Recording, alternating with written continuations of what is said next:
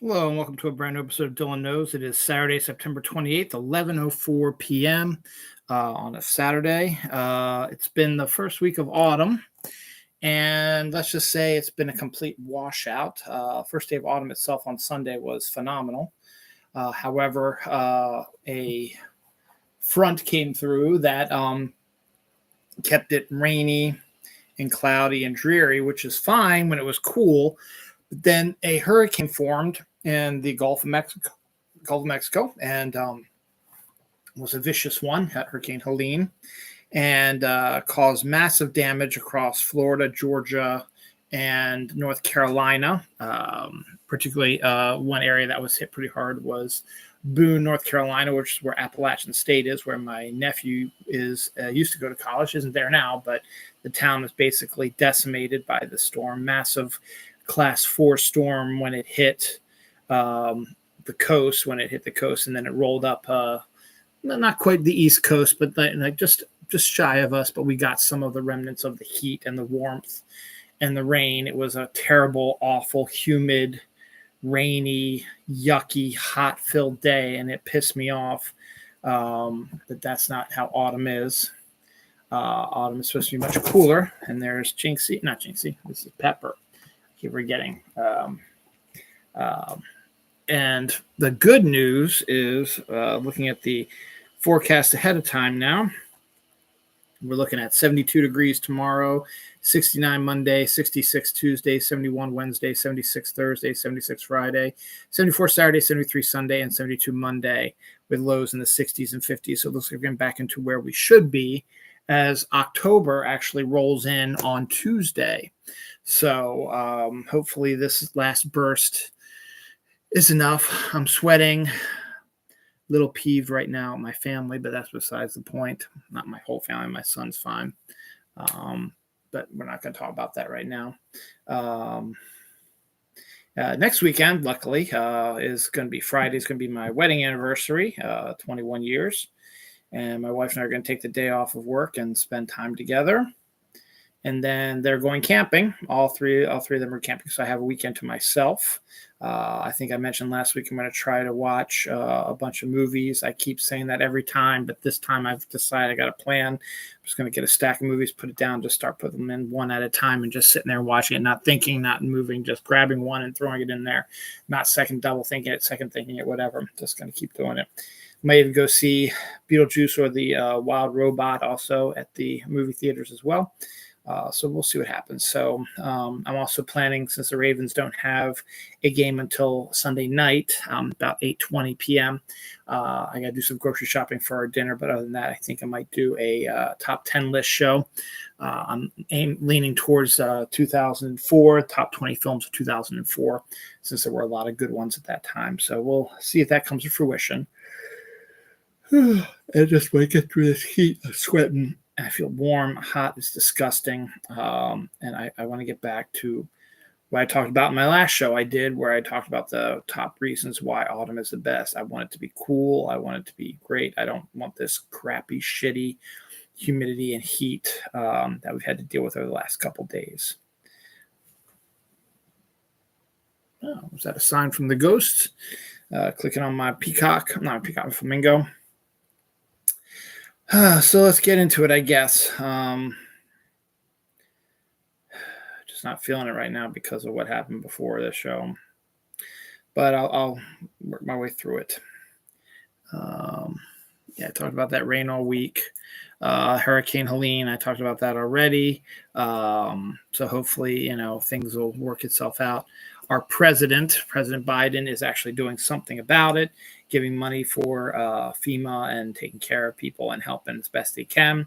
The former president probably would have just thrown paper towels at them, and that would be it.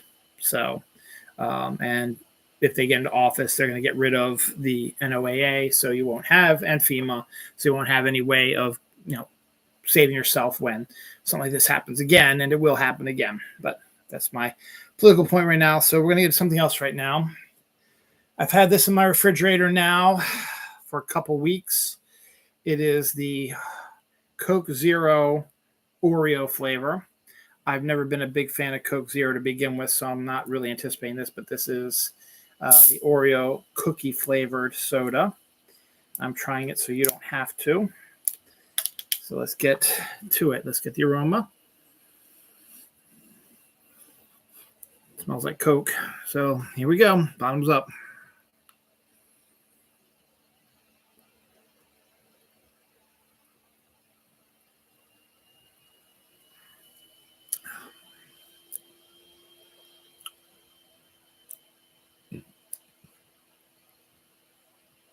Tastes like Coke Zero.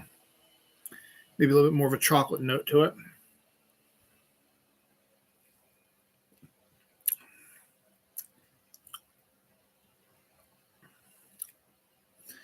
A little bit of a creamy note in there as well.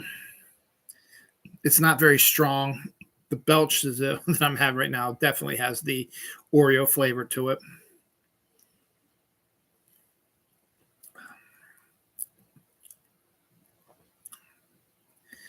I mean,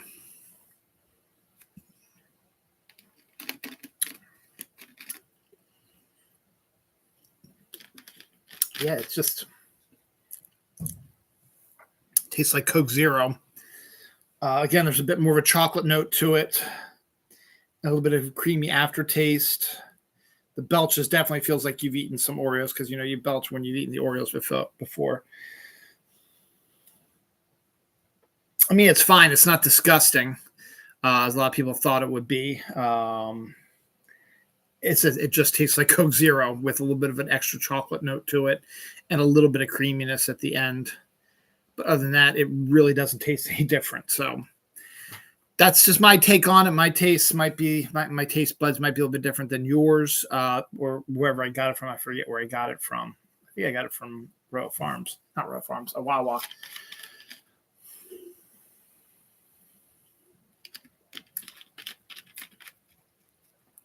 Yeah, the deeper I get into it now, there's a bit more of a chocolate cookie note to it. But it still just tastes like Coke Zero. So no big deal. Okay. So before we get to the major death that happened that everybody already knows about, but we'll get that when we get. Yeah, you know what? It is the biggest story of the week. Maggie Smith. Your Professor McGonagall.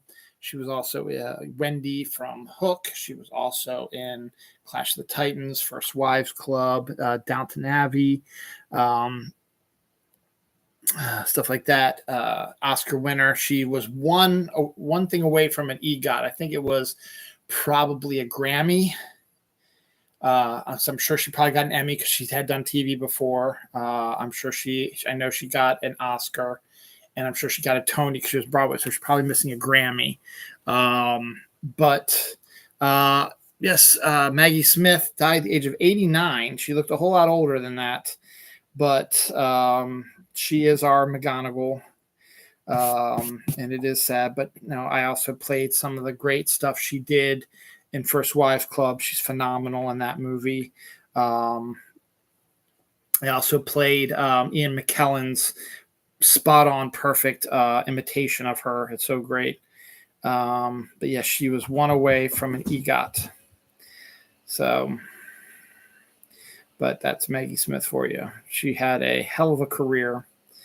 She was a dame, I guess. Did they ever get dame? Yep, Dame Maggie Smith. Yep, she was made a dame. So she was married once, twice, 2 times, it looks like. Yeah. So let me see if I can get her.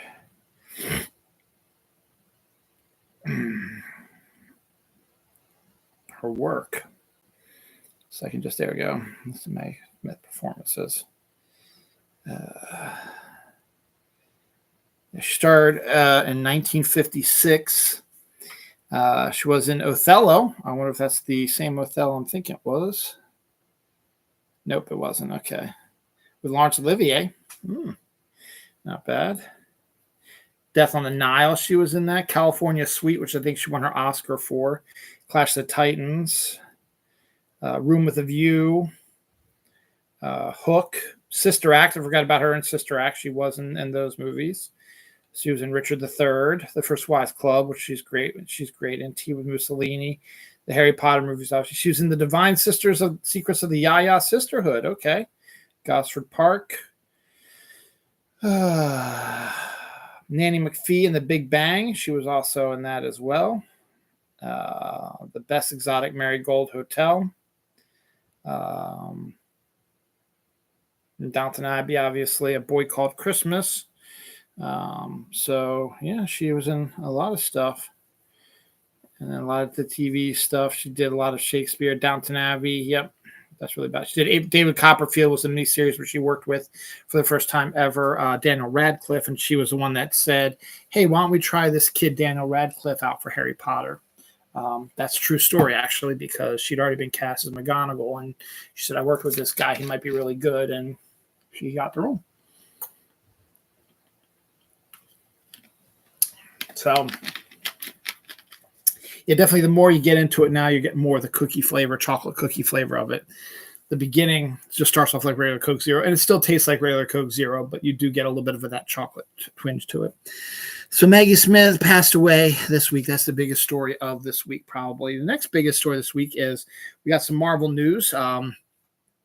Thunderbolts, with the asterisks, released his first trailer, and it's freaking awesome.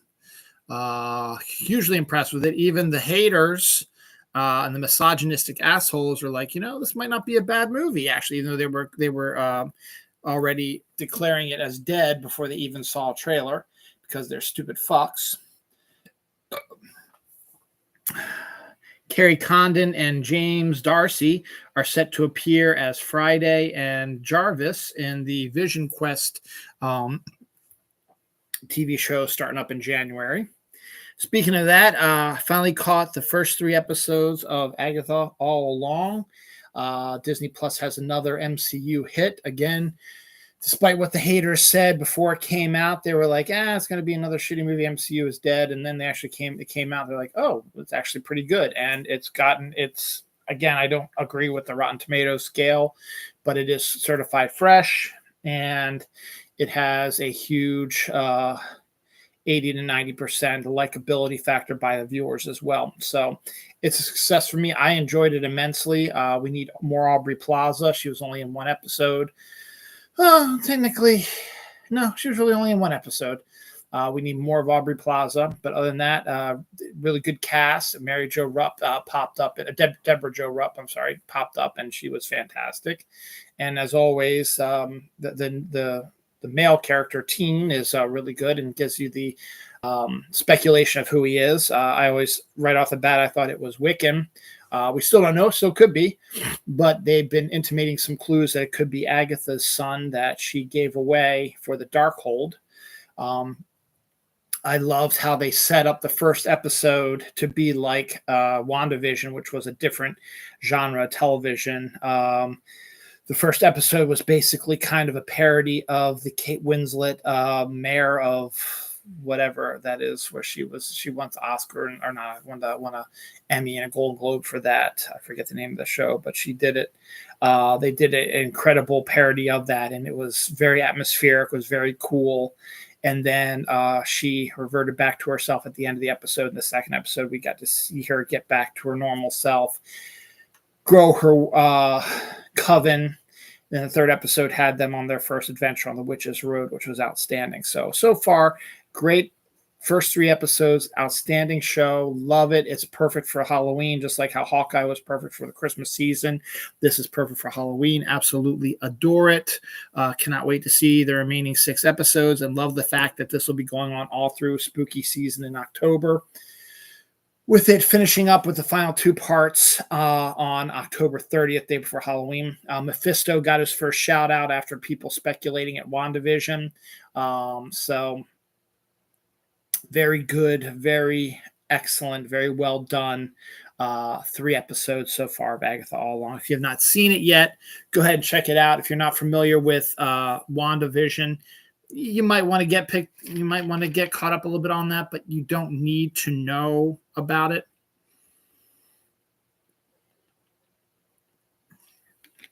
to quite get what the show is talking about because it's only a small aspect of it. So fantastic. Some local baseball news. The Baltimore Orioles are in the wild card. They officially are in there. They officially have the top seed in the wild card, not in the standings. That's the Yankees are the number 1 seed. But the Orioles do get home field advantage for the play-in 3-game series wild card for the 5-game series. So they're all going to be in Baltimore. If they win 2 out of 3, it's over. If they lose 1, they have to win 2, or whoever they're playing is going to have to win 2. So all 3 games will be played at Camden Yards beginning on Tuesday. So I think it's Tuesday, Wednesday, and Thursday. I think they have it listed. And then the actual divisional round starts on Saturday. So they get a day off, and then they start the divisional round if they advance, depending on if it takes 3 games. If it takes 2 games, if they win 2 straight against, I think right now it looks like Kansas City is going to be our opponent. If we win 2 straight against them and win the series, we'll go on. That'll give us 2 days. We'll play the Yankees on Saturday probably. So that gives us 2 days rest. If we have to go to game 3, we only get a day rest if we end up pulling out the win for that one. So we'll see. So we can afford to lose 1 game. We cannot afford to lose 2 because then it's over. Do I have high hopes for the team? Well, I didn't, but we're starting to get people back, and they're starting to score more runs now that we have our people back. They scored 9 today. I think they scored 7 yesterday and the day before that. So they're starting to score again after going through a phase where they're only scoring 3 to 4 runs a game. So they're in the wild card. That's all that matters right now. The Ravens won their first game against Dallas on Sunday, though they almost gave it up again in the fourth quarter as usual. They have a huge Sunday night game against the Bills in Baltimore on Sunday. So, as I said earlier, so we'll see what happens. Also, in other baseball news, the Oakland Athletics played their final game ever in Oakland, and it was as emotional as you can get for baseball. The stadium was full after being completely empty for the whole season, because the fans were mad at ownership, but they wanted to show appreciation for their players.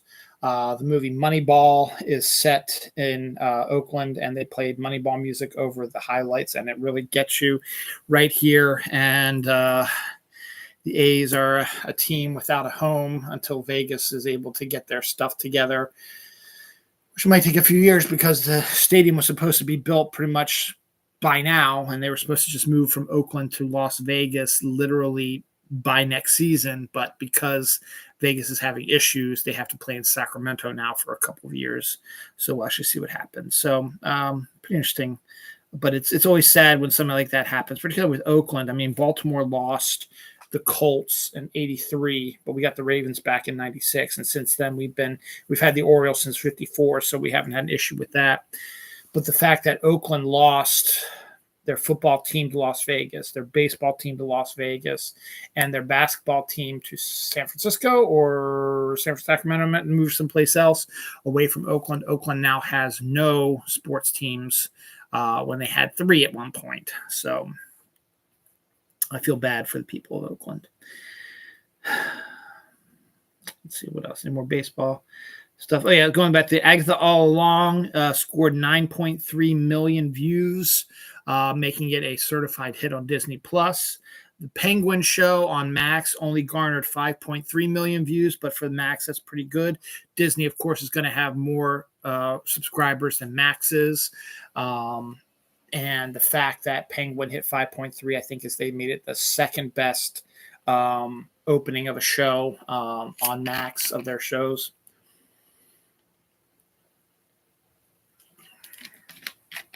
So, people still like their comic book stuff, despite what people may be saying about that.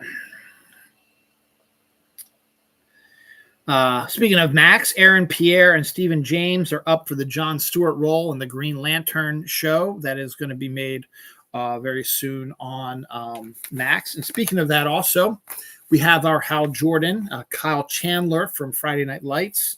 And Homefront is going to be Hal Jordan, has been cast as Hal Jordan. The main plan has always been to have Hal Jordan as a more veteran Green Lantern, who is going to take John Stewart under his wing and teach him up how to do the Green Lantern stuff, sort of buddy cop sort of style. Instead of them being, Hal was always the first one, John was the second one. So technically, and Guy Gardner's in the Superman movie.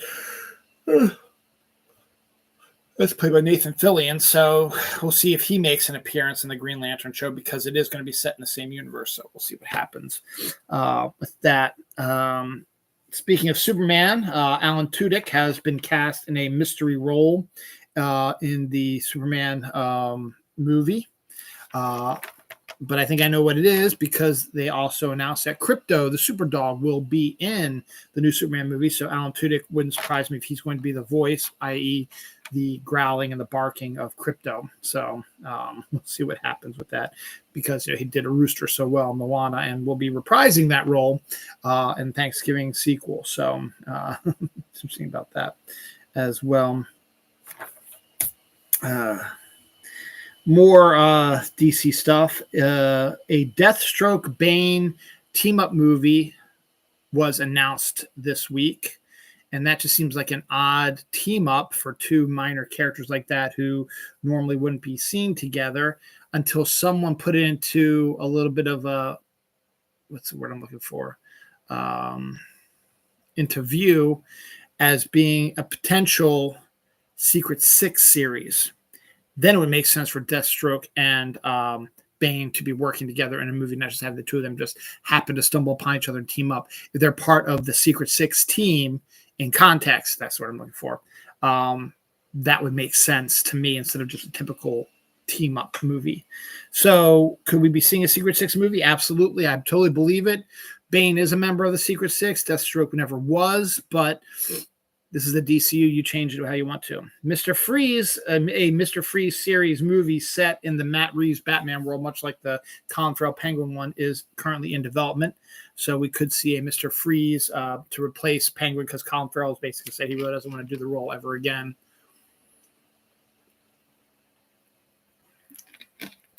So we'll see what happens. And Batman 2 script is done, and they will start filming in January. It's all over the place, but I know that is a thing. I'm just gonna see if I can find it here real quick. If not, when I come upon it, I will just check it off. Yep, so I'm just gonna check it off when there it is. It's done, and it's gonna start filming in January. So I tried the Oreo Coke Cola, as I said, just drinking it right now. It just tastes like Coke Zero, with a little bit of a chocolate edge to it, maybe a little bit of cream in the back end there, but that's about it. We are getting two new. Now, the problem with Facebook nowadays is you're having all these fake AI-generated advertisements for potential sodas and stuff like that, because of all the flavors that have been coming out. These two are legitimate ones. I've looked it up. I've seen it in other places, and not just in the stupid. And you can also tell they're a lot better looking than the stupid AI version ones. Plus, they seem to be a little more realistic. Dr. Pepper Blackberry, which I think I actually heard about before, which is why it didn't seem surprising when they mentioned it. It's supposed to come out in January, I believe. And Sun-Kissed Raspberry Blood Orange Soda is also a real thing. Also, not that one was.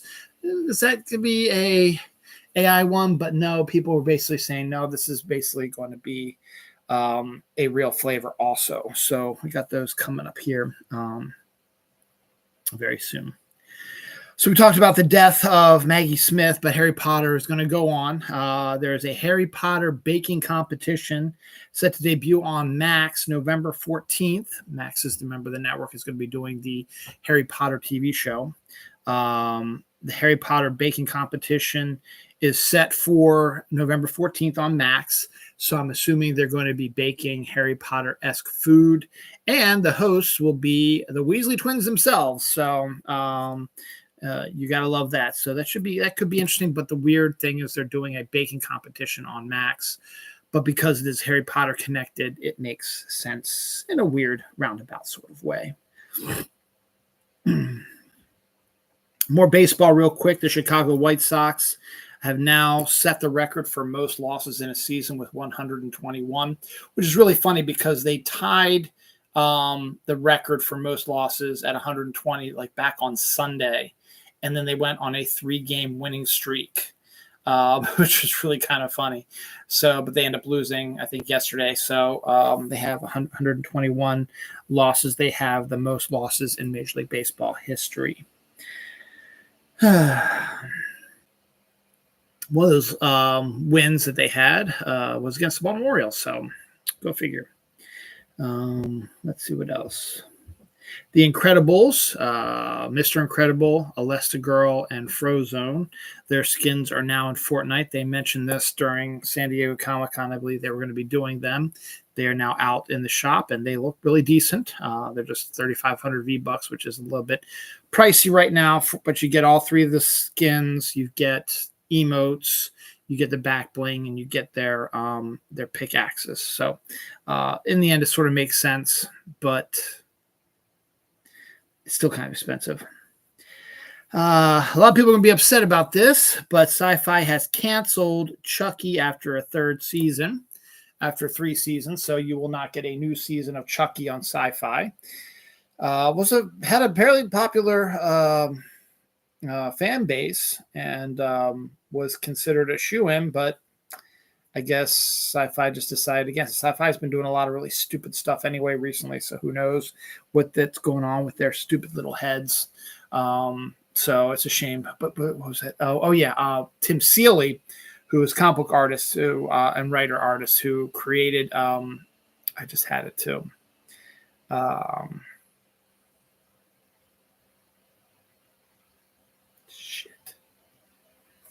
It's driving me crazy because I actually like the series.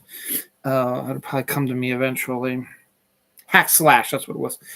Created the comic series Hack Slash. It's about a girl, bisexual girl, whose mother was a serial killer, and she ended up killing her mother and decided to go and stalk and stop all other serial killers. And she's teamed up with a kind of a weird, monstrous sort of guy that helps her out. But Tim Seeley was sort of like, hey, why don't we do a Hack Slash Chucky film, because they think that'd be kind of awesome. So we'll actually see if that comes to fruition, but that's what it is. But yes, Chucky has been canceled after 3 seasons at Sci-Fi. James Patterson's one of his most famous creations, Alex Cross, is getting his own Prime series. The 2nd trailer for it has come out. It is due out November 14th.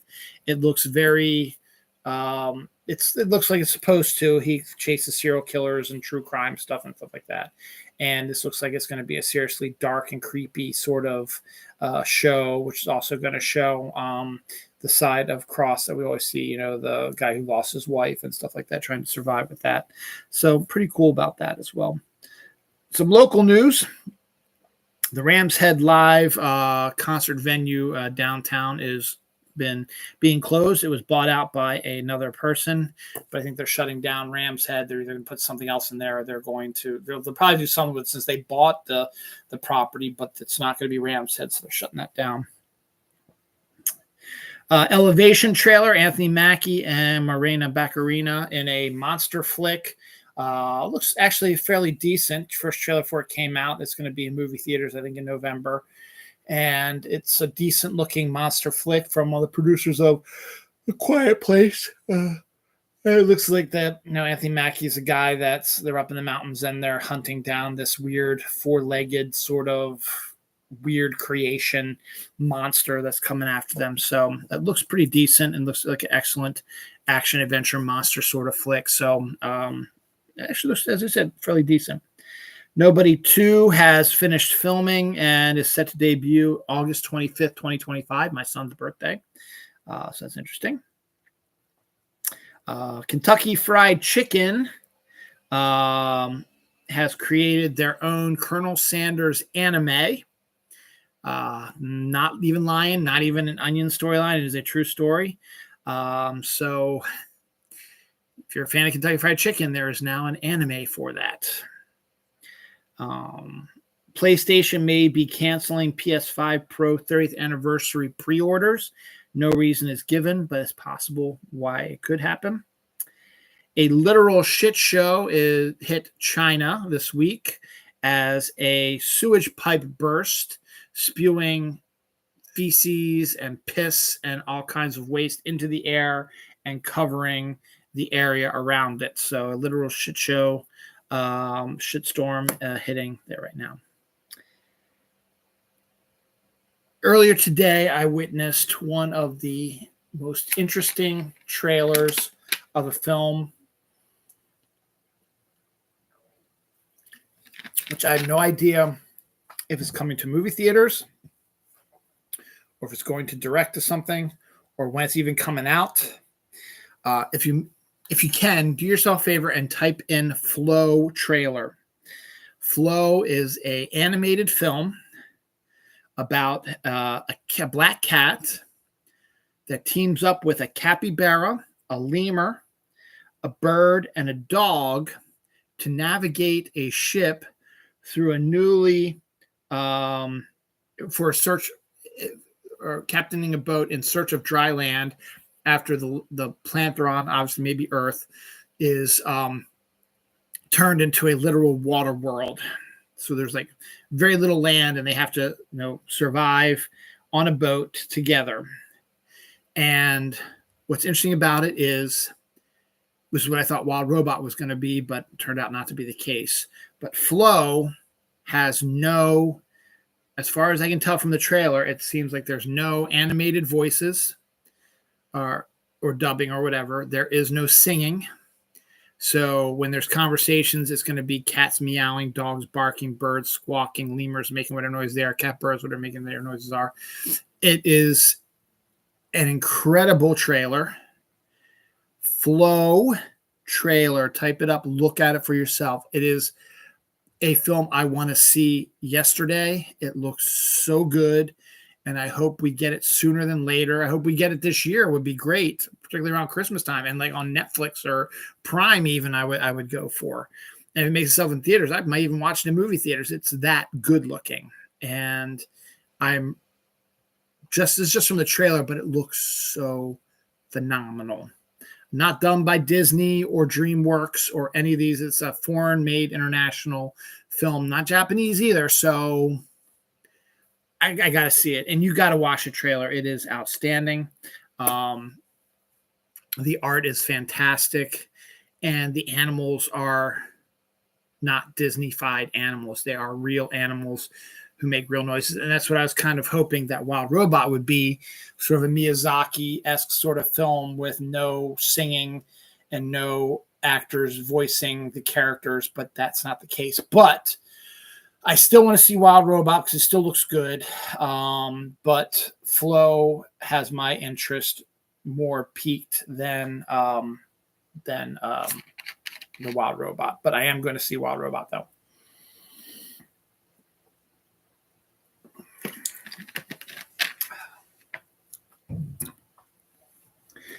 Another death. John Wyckoff, comic book artist, worked on some Star Wars stuff, died at the age of 53 years old. And Sayuri, My Hero Academia singer, died at the age of 28, which is really a shame. Anniversaries. REM's Monster is 30 years old this week. Not the biggest fan of Monster.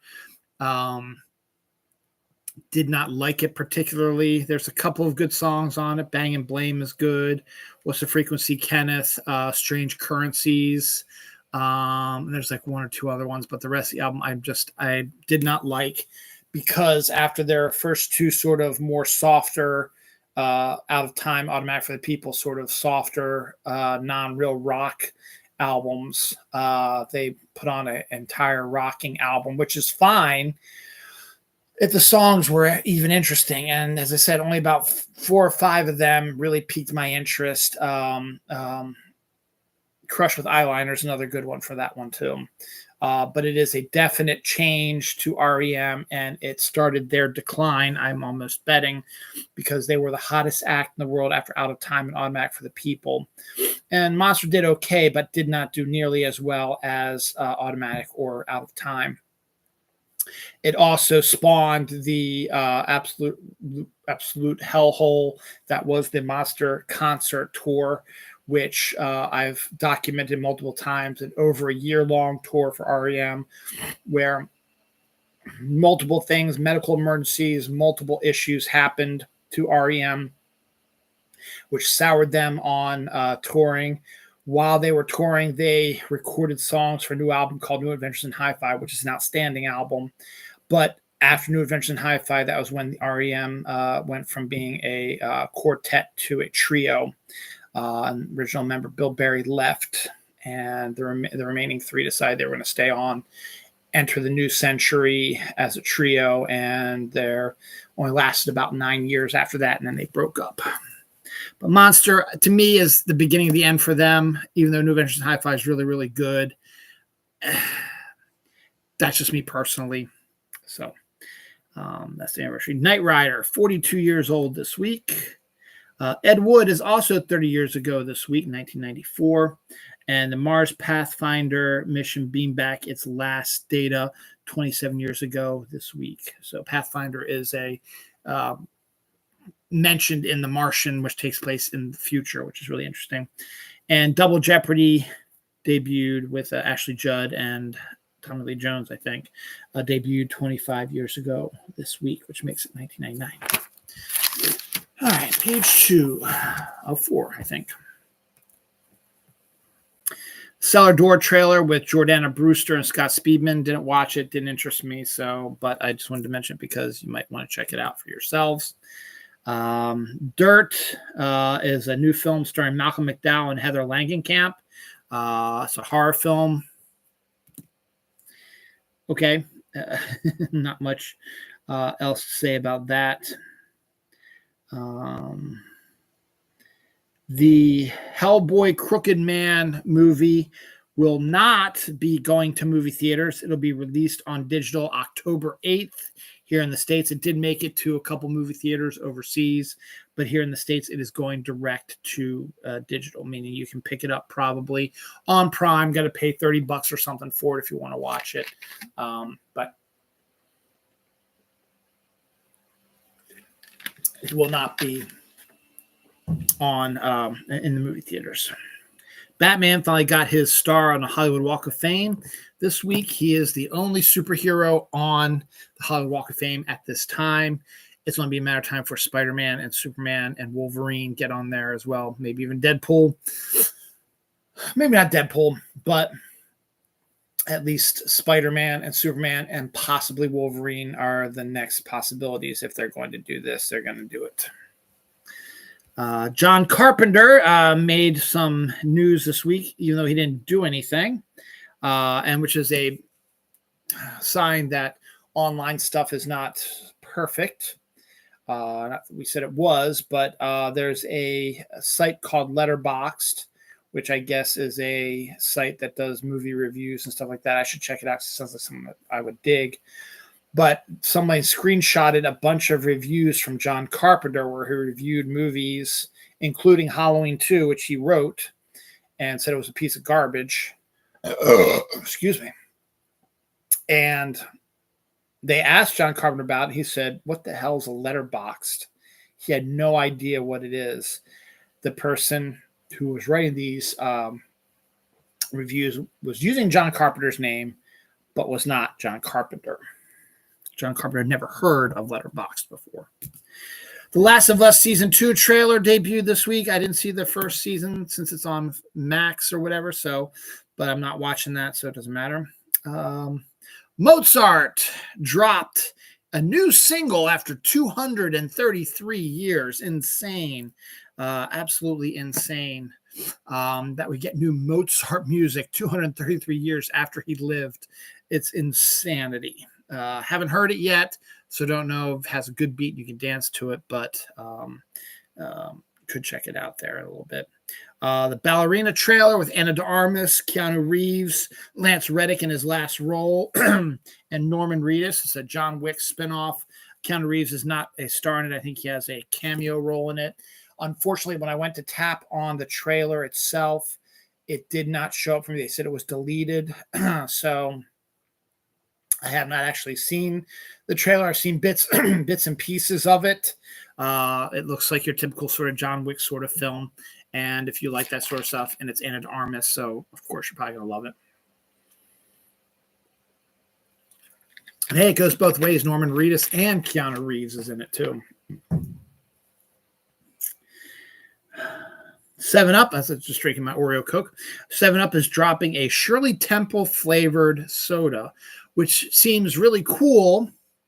But then they say it's going to be a pomegranate cherry flavor, which I don't think is a Shirley Temple flavor. I could be wrong, but that is what is coming up. We will find that out. I will get that when it comes out, and I will try it here on the show. My kids love Shirley Temples, and they make their own with grenadine and 7-Up and Sprite at their grandparents' house. So we'll see if this will be good for them. Alien Romulus is set to drop on digital October 15th and set to hit Blu-ray/4K on December 3rd. So you'll be able to catch Alien Romulus on streaming. Obviously, again, go to Prime. You have to pay like $30 for it, but you'll be able to watch it on the 15th if you want. I did not know they were doing this, but they are. The Hand That Rocks the Cradle remake is coming, and it's starring Micah Moore, who I've never heard of before, but she's the new star, so we'll see what happens. Jake Paul and Mike Tyson have redone have reset a new date for their fight. It's now November 15th, a Friday night on Netflix.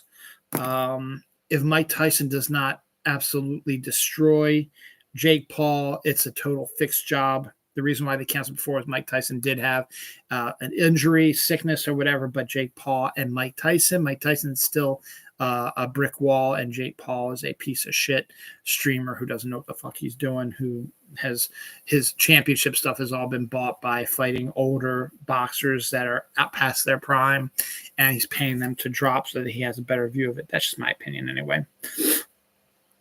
But Mike Tyson better absolutely mop the floor with him. Shrinking Season 2, which is a surprising Harrison Ford doing a TV show, but he is in Season 2. Shrinking Season 2 debut trailer came out this week. Tim Roth is set to join the cast of Peaky Blinders, which already has an excellent cast already. Robocop, which is one of the most interesting looking characters ever, and I've always liked Robocop, is getting another TV series, this time on Prime. The last one they had was on syndication, so they had to cut back on stuff. But with it being on Prime, they might be able to get away with a lot more stuff, which would be really cool if they could do that. And Robocop has such an awesome design anyway, so it should be good either way. Now, last week I said Zach Krager, who directed Barbarians, is being talked about to direct the Clue remake, and I found it last week that that's kind of an odd combination, Barbarians being a straight up horror film and Clue being a hilarious comedy thriller. I found it an odd choice, but it might not be as set in stone as I thought, because now his name is being floated as potentially signing up for a Resident Evil remake, which to me seems more like what a Zach Krager would do instead of Clue. So I have a belief that him doing Resident Evil is more realistic than him doing Clue. Though he could do Resident Evil and then Clue, but to do two remakes back to back, I don't know if you want to do that. Paddington 4 and a spin-off TV series are in the works. Paddington 3 is set to debut in January, and it is a hugely popular movie series. I've never played this, but Backyard Baseball from 1997, it looks like an interesting little video game, is making a comeback. We'll be getting, I guess, a new update on that coming soon. Assassin's Creed Shadows has been delayed, probably to next year. They were probably trying to rush to get it out in time for Christmas, but it ain't going to happen, so probably delayed to next year. But don't quote me, because they didn't say when it was being delayed to. It just said it's being delayed. But here we are almost in October, and if you want to get it in time for Christmas, you got to get it out now. If you're delaying it now, I would assume probably won't see it till next year. Weird Al Yankovic dropped his concert schedule. He will not be in Baltimore. He is going to Vienna, Virginia instead, which is the closest. That and Philadelphia are the two closest places. Oops, did it again. Second time I've had those beeps happen. I think it's when I hit this wire. think seems to be working okay. Still streaming. Yep. So that's good. So I guess I'll do these two since for whatever reason, I was waiting to do these two. Classic literature is coming back to the forefront in films and TV with some big stars attached. First up, Wuthering Heights, a remake of the Emily Bronte. I think she was the one that did. Emily did Wuthering Heights, which is one of the books of all time, in my opinion. It's a romance, but it's romantic, but it's toxic. Regardless, it's got a new film. They haven't done a film version of it since like the 50s. And we're getting Barbie herself, Margot Robbie, and hot young star Jacob Elordi to play the role of Heathcliff. Margot Robbie is presently pregnant. I am assuming that it will start filming probably sometime in the new year because I don't know when she's set to deliver. I think she's set to deliver before the end of the year, and then she needs a couple weeks to, couple months maybe even to, connect with her child and get through all that, and then she can do it. So I would assume we'll probably start seeing this filming next year and probably due out maybe late in the year in time for Oscar stuff, or potentially not till 2026. But Margot Robbie has signed on for her first project post pregnancy, and it is a remake of Wuthering Heights with Jacob Elordi, who is an actor that is on his way up and who Sydney Sweeney has said would love to do a romantic comedy with. And East of Eden, I think that's a Steinbeck book, I believe. Don't quote me on that. Zoe Kazan is directing a Netflix TV series of East of Eden, which is going to star Florence Pugh. And Mike Faist, Han Lee, and Christopher Abbott are also in the cast. But the fact that you're getting Florence Pugh to do a Netflix TV series based on East of Eden, directed by Zoe Kazan, is really good. She should probably do a really good job. It's been a while since I've read East of Eden, so I got to remind myself about it. But that, again, probably will not be out until at the earliest, probably late next year, maybe even 2026, because they haven't even started filming it yet. They just announced it this week. Some local news, the Natty Bow sign gets its wink back. It's a sign that we used to have where it would lit up and then the eye would blink because that's what it looked like it was doing, but they shut that down, but they've started it back up again, so that's good. And an extinct leopard was spotted in Taiwan that has not been seen since 1983. So again, it's good to see it coming back to life here. Death, Michael Swanigan, animator and Toon Magazine publisher, passed away this week. I think he was in his 50s as well. Anniversaries, Midnight Mass, the Mike Flanagan Netflix show, debuted 3 years ago this week. Fortnite Battle Royale came out 7 years ago this week. We're currently in the middle of the birthday event on Fortnite. The Equalizer with Denzel Washington came out 10 years ago. Wow. Shawshank Redemption came out 30 years ago this week.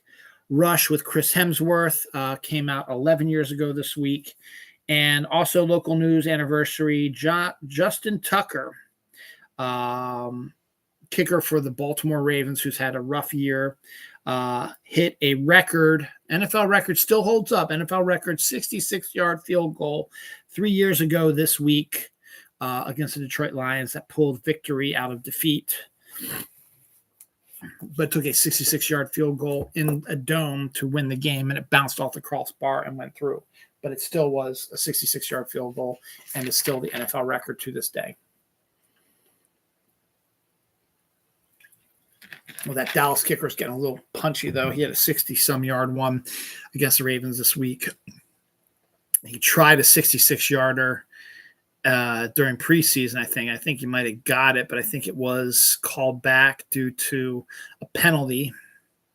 And then he wanted to try a 70-some-yard one, but they decided not to do that during preseason as well. The Woman in Cabin 10 is a new, series, maybe be a movie based on a novel about a journalist who is on a cruise and sees someone getting thrown overboard when she tries to tell someone about it, no one believes her and no one is missing. So she doesn't know what's going on. The cast, they announced the cast. That's just a small portion of it. Keira Knightley, Guy Pearce, Hannah Waddingham, David Ajala, David Morrissey, and Gugu Mbatha Raw are all been cast in this as well. The Institute, based on the Stephen King novel, is a series by the people who did the one series with Brendan Gleeson. I forget what it's called. Like the Mercedes one, some Mr. Mercedes or something like that. But they're doing this new series. It's casted 11 people, including Joe Freeman as the lead. The actor Joe Freeman will be playing Luke Ellis. Joe Freeman, it's his first TV show entertainment thing. He is the son of Martin Freeman, who played not Frodo, but the other Baggins. The younger version of it is also in the MCU and is also Dr. Watson to Benedict Cumberbatch's Sherlock Holmes. Bilbo. He played young Bilbo Baggins in the Hobbit movies. Ben Stiller set to return to the world of sports comedy movies with a pickleball movie called The Dink. Sounds about right. Ben Stiller really hasn't done much lately, and this sounds to be about the perfect thing for him to do that. A couple of Chris Evans newsworthy notes. Red One, the new trailer for the Christmas action thrill comedy with The Rock and J.K. Simmons. And it looks like Michelle Yeoh, but I know it probably isn't. Maybe Lucy Liu. Got a new trailer, set debut on November 15th. Looks interesting. Looks like it could be a fun time. So we'll see what happens. Deadpool Wolverine 4K disc will be out October 22nd, and it'll hit digital on Tuesday, October 1st. So if you want to watch Deadpool and Wolverine before the Blu-ray comes out, you'll have to buy it again on Prime for like $30. That'll also, the first is also going to be the first day you'll be able to pre-order the 4K Blu-ray. I think there's a steelbook in there as well on Amazon, which I'll probably end up doing on Tuesday anyway, for a October 22nd delivery. The Brutalist, an A24 film, which has garnered some good reviews at different film festivals, is set to debut in theaters in December, on December 20th. Canary Black is Kate Beckinsale on a Prime film. The trailer for that came out this week. Set to debut October 24th. Anything with Kate Beckinsale in it is fantastic. Scorsese's Life of Jesus and his Frank Sinatra biopic have been canceled. Scorsese said that he's not happy with the script for Life of Jesus, and he's trying to rework it. And no reason is given why he dropped the Frank Sinatra biopic or canceled it for now. I'm sure it'll get picked up again because he just got the rights back to do it. So it would make sense for him to do it, even though it was probably one of these things where they dropped whatever case they had. He got the rights reverted back to him. And they got real excited about it and said, okay, I'm going to make this film. And then he's like, well, I got to dust off. I got to find the screenplay. I got to dust it off. I got to figure out if I need to update it or work on it or do whatever. So that might be the reasons why they are being canceled. We'll probably see them, as I said, we'll probably see them eventually, but they are not coming anytime soon. Daveed Diggs, after his turn in the Snowpiercer TV show, is set to join The Boys for season 5, the final season of The Boys for an undisclosed role right now. Talked about Nobody 2 finishing the production. They also announced that John Ortiz has joined the cast as well. Obviously, he's finished filming his role since the film is done filming, but okay. The Tales of the Shire video game, which we talked about about a year or so ago, or months ago, is now set to debut on March 2025. So my sister is a huge Lord of the Rings fan, as is my brother-in-law. Maybe they should get a gaming system so they can get this game for her birthday. Ben & Jerry's has releasing a flavor that they keep that they only release sometimes called Churn Out the Vote for election year. Haven't seen it yet, but hopefully we will see it soon. It sounds pretty good. Disclaimer trailer is the Alfonso Cuarón TV show that's going to be on Apple TV with Kevin Kline and Cate Blanchett. They released a new trailer for that didn't care because I don't care. A Friends game show will be coming to Max, set, I guess, trivia and stuff about the TV show Friends, which just had its 30th anniversary this week. So I'm pretty good about that. Sinners trailer. The movie's set to debut March 7th. It's Ryan Coogler directing and Michael B. Jordan starring in their vampire movie. It doesn't show much in the trailer, but it gives you sort of a general idea of what we're looking at. So it looks kind of interesting. Freddie Prinze Jr. Has signed on to reprise his role from I Know What You Did Last Summer and the new I Know What You Did Last Summer follow-up. Matthias Schoenaerts is set to play the villain in the Supergirl movie coming up. I think I talked about that a couple weeks ago. They just officially announced that he has been signed. Blumhouse and Peacock are taking over the Stanley Hotel for Overnightmare weekend in October. I think it's the 18th, weekend of the 18th of October. Now, for those who don't know, now Blumhouse, everybody knows who Blumhouse is.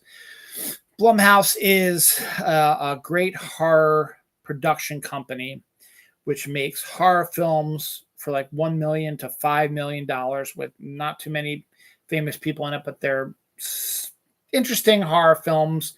Some impressive ones. Sometimes they do remakes of stuff. I think they were involved with the Halloween remake, stuff like that, but the budgets are low and there's not much star power in it. And they release them in movie theaters, and it might be a $5 million budget and it only might make $10 million at the box office that week, but that's a $5 million profit. So they are very profitable. They know how to run stuff. And Peacock, of course, is a streaming service run by NBC. For those who don't know, the Stanley Hotel, which is out in Colorado, is said to be the most haunted hotel in America. And it is where Stephen King came up with the idea for The Shining. He was staying at a hotel. I guess he'd come up with the idea for The Shining, but wasn't quite sure. No, I don't think he had come up with the idea yet. He was staying at the hotel, and he ended up staying in one of the more haunted rooms, and something freaked him out so much that he got out of there, and he came up with the idea for The Shining, which is called the Overlook Hotel. So it's not quite the same thing. But it is basically the Overlook, and Shining is basically the Stanley Hotel in Colorado. And there have been all the ghost hunters and the ghost adventures and stuff like that. They've gone to the Stanley Hotel and they've done ghost searches there. And it's still considered one of the more haunted places in the United States. One theory is due to the limestone deposits that are underneath the hotel, which is supposed to keep the psychic ghosts around, whatever. But that is coming up. So basically, they're doing the Overnightmare. So what they're doing is Peacock and Blumhouse are taking over like 4 hotel rooms, and they are turning them into themed rooms based on Blumhouse movies. So if you have a particular favorite, I don't know which the 4 are, but if you have a favorite Blumhouse movie, they might have a room specifically for that movie. From the, I guess the set design to posters to whatever. I'm not exactly sure how they're going to do it, but it is a Halloween event they want to do at one of the most haunted places in the United States. Makes a lot of sense and could be really kind of interesting if you think about it. Bing Citrus. Bing, you saw me drink my Bing before. I had the apple one last week. It's one of my favorites. I've drank the cherry ones and the blackberry. Weiss, my local grocery store, no longer does them, but Food Line up the road does. So I might pick up some more of those down the line. But they have a new flavor. It's called Bing Citrus, and it's a combination of grapefruit, lime, and cherry together in one juice. It is a type of energy drink, sort of like Monster and Red Bull, but not as bad for you. It's a bit more natural stuff, and it's interesting tasting. It's refreshing. The crisp apple one is really refreshing. So they do have a citrus one, which could be interesting. Grapefruit, lime, and cherry are interesting combination, but makes sense to be a citrus flavor. Rodeo bulls somehow escaped from their pens in Massachusetts and were roaming around a small town in Massachusetts And it took them all day to get them all corralled back in, but they did. But there was a time where you run down the street and all of a sudden a bunch of rodeo bulls come running down the road after you or running past your car or whatever. Must have been quite a sight for the people who lived there. Dubai is creating its first air-conditioned city, a 48 million square foot area, which will have malls and businesses and homes and neighborhoods, which I'm assuming is going to be indoors in the middle of Dubai in the desert, which is going to be completely air conditioned and is said to be supposed to be some sort of tourist attraction as well as a working city as well. Excuse me. A new species of ghost shark was discovered in New Zealand, though it is much smaller than your typical ghost shark and looks more like a ghost fish, but it is considered part of the ghost shark family. Disney Plus has had a couple. They announced at D23 some new TV shows animated by Pixar. One a spinoff of Inside Out, and one a completely original one set around a Little League baseball team. So we're getting the idea now. The first one, the Inside Out spinoff, is called Dream Productions, and the show is going to be about the team that creates the dreams for the main character in Inside Out. That show is set to debut on Disney Plus December 11th. And Win or Lose, which is the Pixar Little League team, which we saw a trailer for. It seems more than just a Little League baseball series. Seems like a whole lot more weird shit's going to be going on. Is set to debut in February on Disney Plus. So you'll be able to see the Inside Out spinoff first in December, and then the new series with the Little League in February. Since baseball technically starts at the end of March, February is right around the time when spring training starts. It makes a lot of sense to debut it around that time. I prefer maybe if they did it closer to baseball season, maybe in March, but they picked February, so go for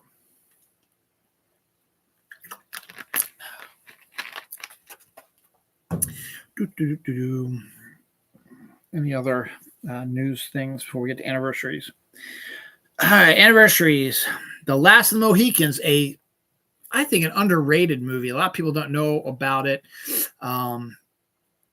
It's an outstanding film. Debuted 32 years ago this week. The Rocky Horror Picture Show debuted 49 years ago this week, which means we're getting the 50th anniversary next year. So we're going to talk about that all next year. Shaun of the Dead debuted this week at 20 years ago, so celebrates 20th anniversary. The Good Son, the evil Macaulay Culkin movie, debuted 31 years ago this week. The Monster Squad, one of the greatest Halloween action comedy thrillers for kids, written by Shane Black of Lethal Weapon fame, debuted 30 years ago this week. American Gothic, a great TV show with a great performance by Gary Cole. And I think Sam Raimi was an executive producer of it. Debuted 29 years ago on TV. Only lasted one season, I think, but it was a pretty good one. And Richard Linklater's Dazed and Confused debuted 31 years ago this week, and also debuted the Matthew McConaughey. All right. So that's good on that. Now to the last page of our stuff. Let's see, what am I going to make as the last story? I think I know what I'm going to do as the last story. Yep, I think I'm going to do that. First up, Tamara Smart has been cast as Thalia in the new Percy Jackson Season 2 on Disney+. Pretty decent casting, though. The toxic shitbag people who are all, Disney's going woke. They cast a black girl as the role of Thalia. So they can just go to hell and die. Prime Video is apparently ahead of schedule on Fallout Season 2, so we might see that sooner than later. Probably next year to add to all the other stuff coming out in 2025. It would make sense for Fallout Season 2 to come out during the middle of this big year as well. Scream 7, Courtney Cox still has not signed on. Now, Nev Campbell has, and Kevin Williamson will be directing it. But Courtney Cox still has not signed on, and I wouldn't blame her for skipping this one. Nev skipped number 6, so it's Courtney's turn to skip, so we'll see what happens. The new Gladiator 2 trailer came out. Still looks pretty good. Still the movie probably to beat this fall, though I think Wicked is going to do pretty decent up against it. I think Moana is still going to be number one this season, but that's besides my point. Moana 2, I should say.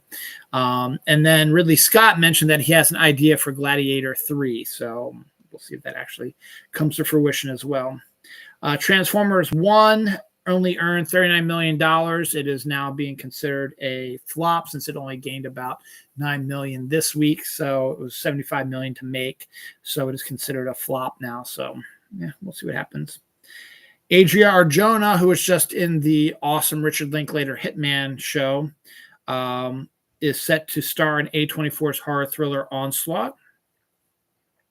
Samara Weaving is set to reprise her role in Ready or Not 2.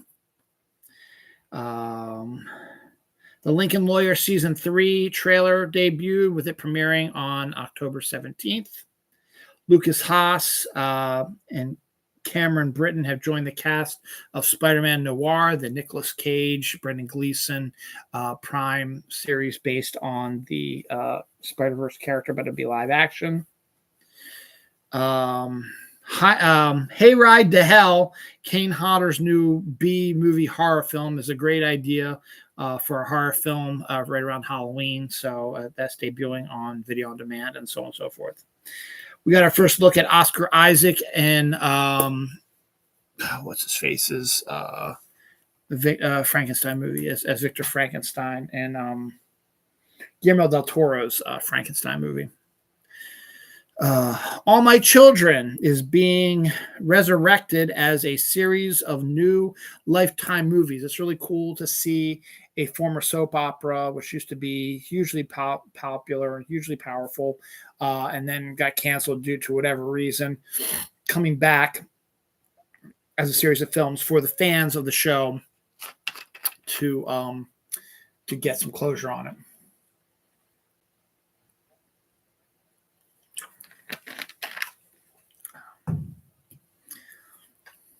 The Omni Loop trailer, don't know much about that, but it came out this week as well.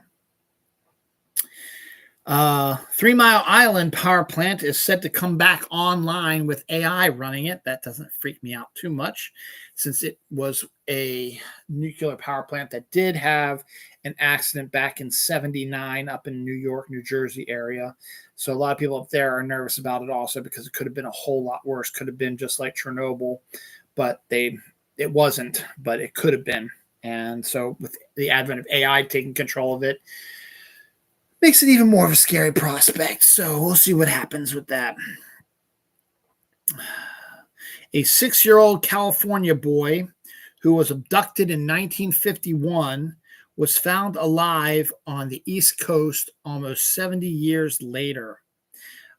Back in the early and around this time, 2021, 2022, 2023, they found this guy and he was able to reconnect with his family. It was due to one of those family tree websites where you send in some information to try to get idea about who's on your family tree, and they discovered a few things. And the girl who did it did some research and discovered this thing, and it spiraled into them being reunited, which is great, which is wonderful.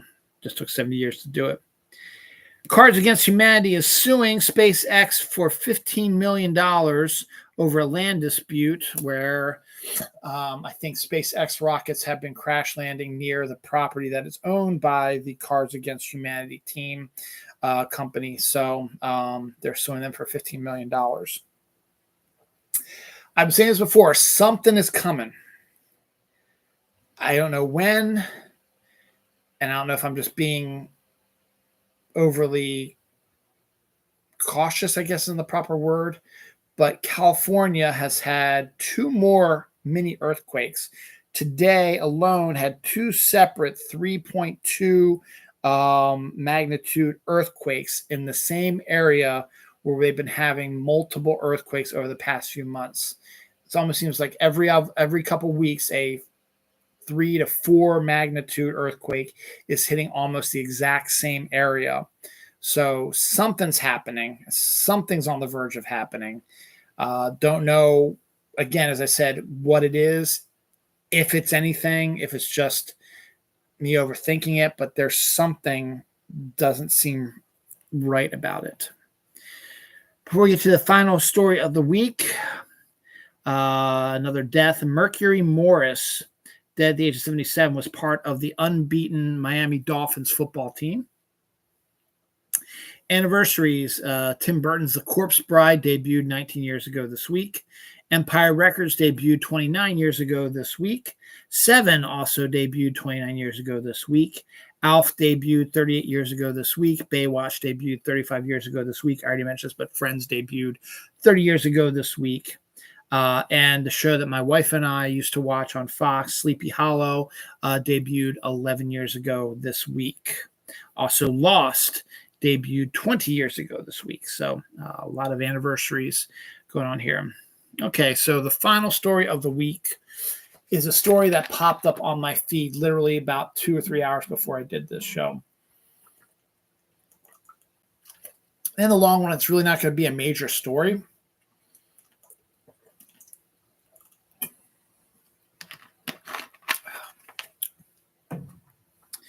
But Marvel and DC have lost their joint trademark for the term superhero.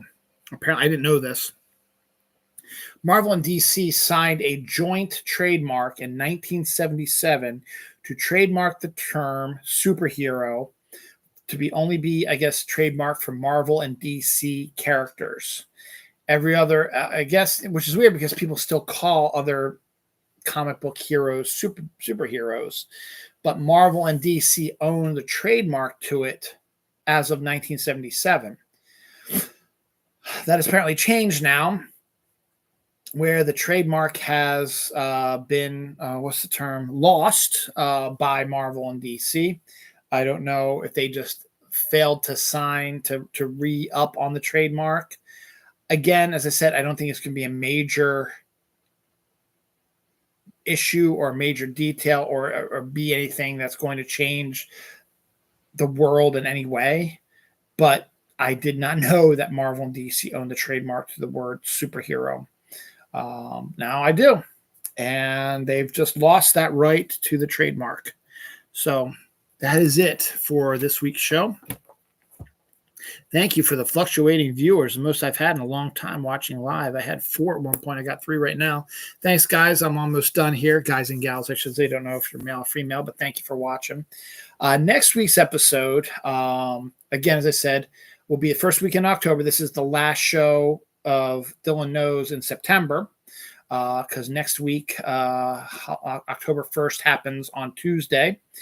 And next weekend will be my 21st wedding anniversary on Friday. And then my family will be going away for the weekend. They'll be back on Sunday, obviously. So I'll be doing my show probably home alone on Saturday the 5th. Maybe earlier than normal. We'll see.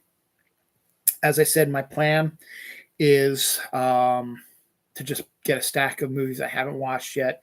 Just put them in front of the TV and just take the first one, put it in. Don't think about it. Just drop it, put it in, and watch it. When it's done, boom, do the next one, so on and so forth. Don't think about it. Don't go through the policy. I'd rather watch this one instead. And don't watch any ones I've watched before. But these are all like that. Again, this could change depending on if I decide to go see Beetlejuice. If I decide to go see The Wild Robot. It's also Community Day on that Saturday, so I need to go out for a couple hours to do Community Day for Pokemon Go. So it might not be as many films as I might like, but I'll be able to watch at least maybe 2 on Friday, maybe 3 if I push it, depending on the hours, and then at least maybe 2 or 3 on Saturday, depending. Could be less depending on what I end up doing on Saturday. So we'll see. Also, episode 4 of Agatha All Along is set to hit, and we'll probably watch that probably Thursday. I don't know. The Scouts maybe Friday. Might even wait till the weekend to see it, but might not be able to watch it since they will be going camping. So we'll see. Might not be able to watch it until Sunday. So we'll see. So I was thinking maybe we could do a review of that, but I guess I won't be able to do that. I'll be able to do that in my week show next week after that. So yeah, other than that, so I'll talk about if I end up watching the movies, I'll talk about the movies I have watched. If I do go to the movies and watch Beetlejuice and the Wild Robot, I'll talk about that as well. And then anything else that pops up this week. As I said, October begins on Tuesday. My wedding anniversary is on Friday. The anniversary of my first date with my wife is presently the 29th of September. 24 years ago, this day, we had our first date. So we got stuff going on here. So we'll see what happens. But yes, next weekend will be the first of my October episodes. I still may end up doing a top 10 list later today. I'm got to do grocery shopping for dinner tonight, but after I do that, I might be able to do my show, be it early, like at 12 o'clock, or later, like 3 o'clock, depending. But I plan on doing at least a list show. Should be my top 20 movies of 2004. That's what I really want to do. So we'll talk about that. So come back for that. You should see that up there. And thanks you all for watching. Again, the Oreo Coke Zero, nothing special. Tastes like Coke Zero. Had a little bit of a chocolate edge to it, a little bit of cream end to it. It's not awful. If you're a fan of Coke Zero, you're probably going to like it. Either way, I'm probably not going to drink it again because why would I? But now I need to try the Coke flavored Oreo cookies. Maybe I'll get them tomorrow or later today at the grocery store. I'll let you know.